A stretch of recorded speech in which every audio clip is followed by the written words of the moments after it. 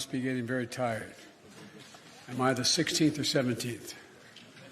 At any rate, all kidding aside, thank you for taking the time. Today marks 1 month since Russia began its carnage in Ukraine, the brutal invasion of Ukraine. And we held a NATO summit the very next day. At that time, my overwhelming objective in wanting that summit was to have absolute unity on 3 key important issues among our NATO and European allies. First was to support Ukraine with military and humanitarian assistance.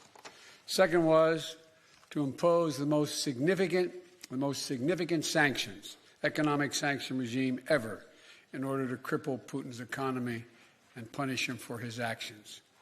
Third was to fortify the eastern flank of our NATO allies, who were obviously very, very concerned and somewhat worried what would happen.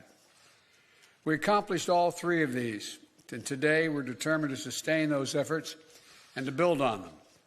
The United States is committed to provide over $2 billion in military equipment to Ukraine since I became president: anti-air systems, anti-armor systems, ammunition, and our weapons are flowing into Ukraine as I speak.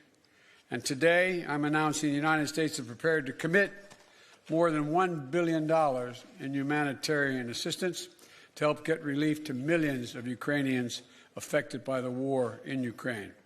Many Ukrainian refugees will wish to stay in Europe, closer to their homes. But we also will welcome 100,000 Ukrainians to the United States with a focus on reuniting families. And we will invest $320 million to bolster democratic resilience and defend human rights in Ukraine and neighboring countries. We're also coordinating with the G7 and the European Union on food security as well as energy security. And I'll have more to say about that tomorrow. We're also announcing new sanctions of more than 400 individuals and entities in alignment with the European Union. More than 300 members of the Duma, oligarchs, and Russian defense companies that fuel the Russian war machine. In addition to the 100,000 U.S. forces now stationed in Europe to defend NATO territory, NATO established, as you already know, 4 new battle groups from Romania, Hungary, Bulgaria, and Slovakia to reinforce the Eastern Front. Putin was banking on NATO being split. My early conversation with him in December and early January, it was clear to me he didn't think we could sustain this cohesion. NATO has never been more united than it is today. Putin is getting exactly the opposite what he intended to have as a consequence of going into Ukraine. We've built that same unity with the European Union and with the leading democracies of the G7, in the G7. So I want to thank you, and I'll be now happy to take your questions. Since there's so many people out there, been given a list. Now, how about Chris of the Associated Press? First question. Hi, thank you, Mr. President. So you've warned about the real threat of chemical weapons being used. Have you gathered specific intelligence that suggests that President Putin is deploying these weapons, moving them to position, or considering their use? And would the U.S. or NATO respond with military action if he did use chemical weapons? You know, on the first question, I can't answer that. I'm not going to give you intelligence data, number one. Number two, we would respond. We would respond if he uses it. The nature of the response would depend on the nature of the use. Josh of Bloomberg.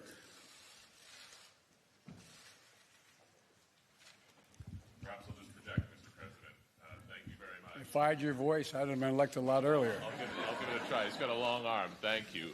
Can you talk to us about 2 things, sir? One, since your conversation with President Xi of China, have you seen any indications of action or lack of action from China that has led you to believe whether they will intervene and help Russia either with the sale of arms or the provision of supplies to support this war in Ukraine? And secondly, can you say whether the conversation today turned to the subject of food shortages and what the U.S. will do to address wheat shortages in particular as a result of this war? Thank you. On the first question relating to President Xi Jinping of China, I had a very straightforward conversation with Xi now, I guess it's 6 days ago, 7 days ago, in that range. And I made it clear to him, I made no threats, but I made it clear to him that make sure he understood the consequences of him helping Russia, as had been reported and as what it was expected. And I made no threats, but I pointed out the number of American and foreign corporations that left Russia as a consequence of their barbaric behavior. And I indicated that I knew how much he, because we had long discussions in the past about his interest in making sure he had economic relations and economic growth with Europe and the United States, and indicated that he'd be putting himself at significant jeopardy in those aims if, in fact, he were to move forward. I am not going to comment on any detail about what we know or don't know as a consequence of that conversation. But tomorrow or next Monday that Ursula is having that conference with China. The 1st, on April 1st. We've had discussions because I think that China understands that its economic future is much more closely tied to the West than it is to Russia. And so I'm hopeful that he does not get engaged. We also did discuss today that there's a need for us to set up, NATO to set up, and the EU, to set up a system whereby we have an organization looking at who has violated any of the sanctions and where and when and how they violated them. And that's something we're going to put in train. It's not done yet. So with regard to Xi, I have nothing more to report. With regard to food shortage, yes, we did talk about food shortages. And it's going to be real. The price of these sanctions is not just imposed upon Russia. It's imposed upon an awful lot of countries as well, including European countries and our country as well. And because both Russia and Ukraine have been the breadbasket of Europe in terms of wheat, for example, just to give you one example. But we had a long discussion in the G7 with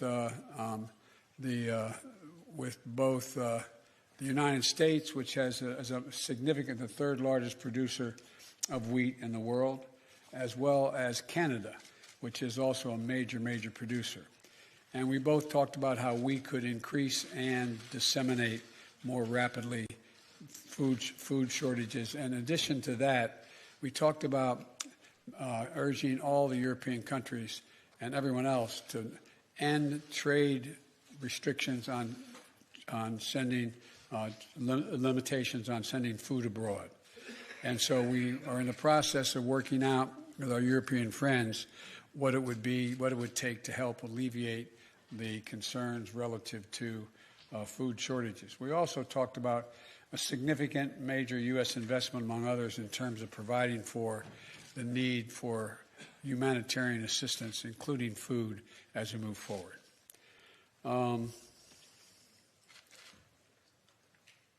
Tarina of the Wall Street Journal. Watch out, you don't get hit in the head there now. Mr. President, in your view, does President Zelensky need to cede any Ukrainian territory in order to gain a ceasefire with Russia, or is that completely off the table? And then also, do you think that Russia needs to be removed from the G20? On the latter point, my answer is yes. That depends on the G20. That was raised today, and I raised the possibility, if that can't be done, if Indonesia and others do not agree, then we should, in my view, ask to have both Ukraine be able to attend the meetings, as well as basically Ukraine being able to attend the G20 meeting and observe.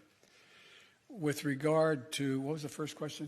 If you think that Ukraine needs to cease, give up any territory in order to get a ceasefire. that is a total judgment based on Ukraine. Nothing about Ukraine without Ukraine. I don't believe that they're going to have to do that, but that's a judgment. There's negotiations, that are discussions, I should say, that have taken place that I have not been part of, including the Ukrainians, and it's their judgment to make.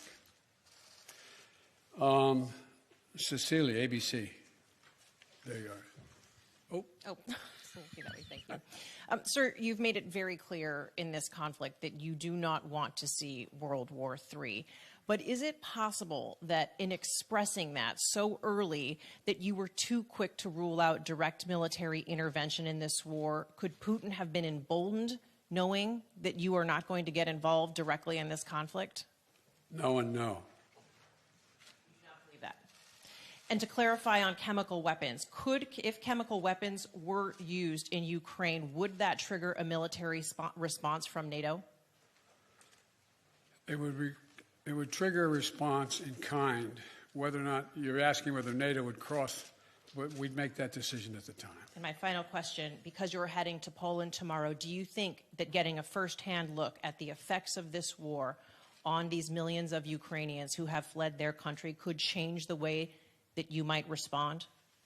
I don't think so, because I've been to many, many war zones. I've been in refugee camps. I've been in war zones for the last 15 years, and it's devastating. And but the thing you look at the most is you see these young children. You see children without parents that are in those camps or in refugees. You see women and husbands, men and women who are completely lost and have no nose. You see the look, that blank look on their face, that absolute feeling of, my God, where am I? What's going to happen to me? And so what it will do, it will reinforce my commitment to have the United States make sure we are a major piece of dealing with the relocation of all those folks, as well as humanitarian assistance needed both inside Ukraine and outside Ukraine. For example, this is not something that Poland or Romania or Germany should carry on their own. This is an international responsibility. The United States, as a leader, one of the leaders in the international community, has an obligation to be engaged and do all we can to ease the suffering and pain of innocent women and children and men, for that matter, throughout Ukraine, and those who have made it across the border. I plan on attempting to see those folks, as well as I hope I'm going to be able to see, I guess I'm not supposed to say where I'm going, am I? But anyway, I hope I get to see a lot of people.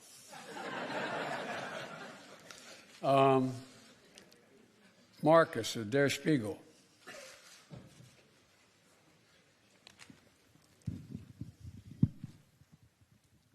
Thanks, Mr. President. There's a presidential election coming up in 2024, and as you know, kidding. there are yes, that's true.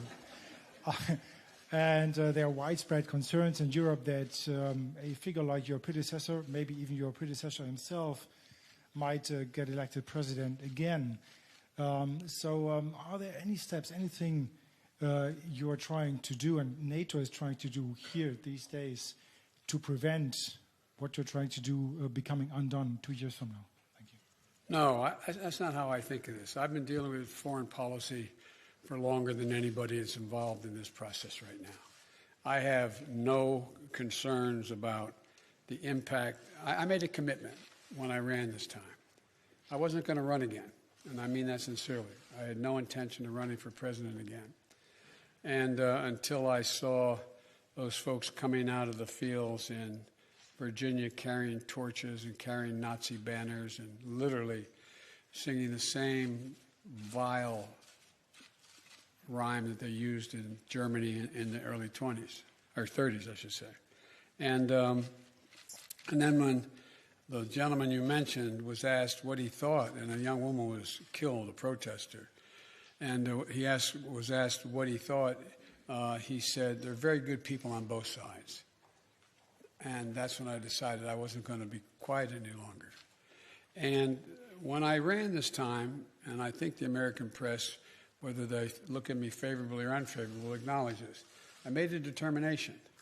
Nothing is worth No election is worth my not doing exactly what I think is the right thing. Not a joke. I'm too long in the tooth to fool with this any longer. And so we're a long way off in elections, a long way off. My focus, if any election, is on making sure that we retain the House and the United States Senate so that I have the room to continue to do the things that I've been able to do in terms of grow the economy and deal in a rational way with American foreign policy and lead the world, be the leader of the free world. So, but it's not an illogical question for someone to ask. I say to people at home, imagine if we sat and watched the doors of the Bundestag broken down and police officers killed and hundreds of people storming in. Or imagine if we saw that happening in the British Parliament or whatever. How would we feel? And one of the things that I take some solace from is I don't think you'll find any European leader who thinks that I am not up to the job. And I mean that sincerely. It's not like, whoa, it's that. The point is that when the first G7 meeting I attended, like the one I did today, was in Great Britain. And I sat down and I said, America's back. And one of my counterparts, colleagues, as head of state, said, for how long? For how long?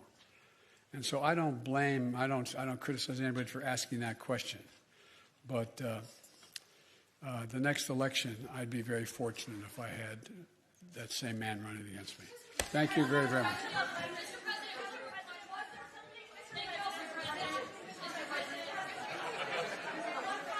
Whoa. No. Yeah, one final question, right. Hey, look, wait, hold on a second, please. I was supposed to be an hour ago at the European Union meeting and to speak. No, I'm thanking you.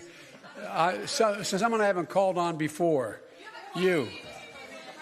Who are you? I'm Christina Arcady from CBS. Thank you, sir. Okay. Sir, deterrence didn't work.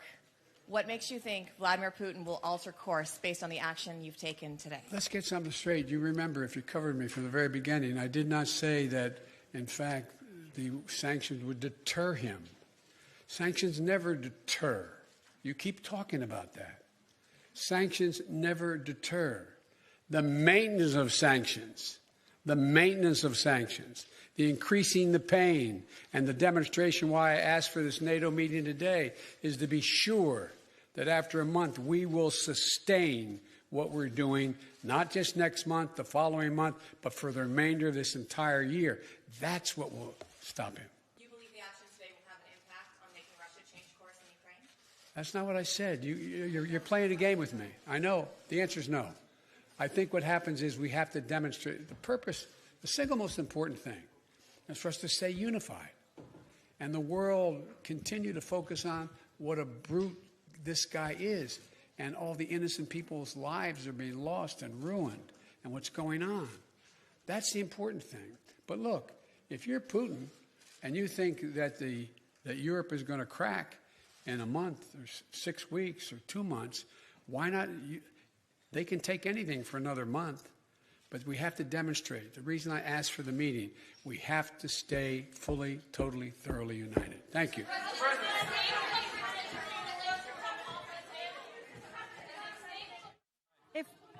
If we could have everyone stay seated. If we could have everyone stay seated. If we could have everyone stay seated until the traveling package has departed. Kate Bedingfield. Kate. Staff this way. Oh, I'm so sorry. Hey, could I have you move up?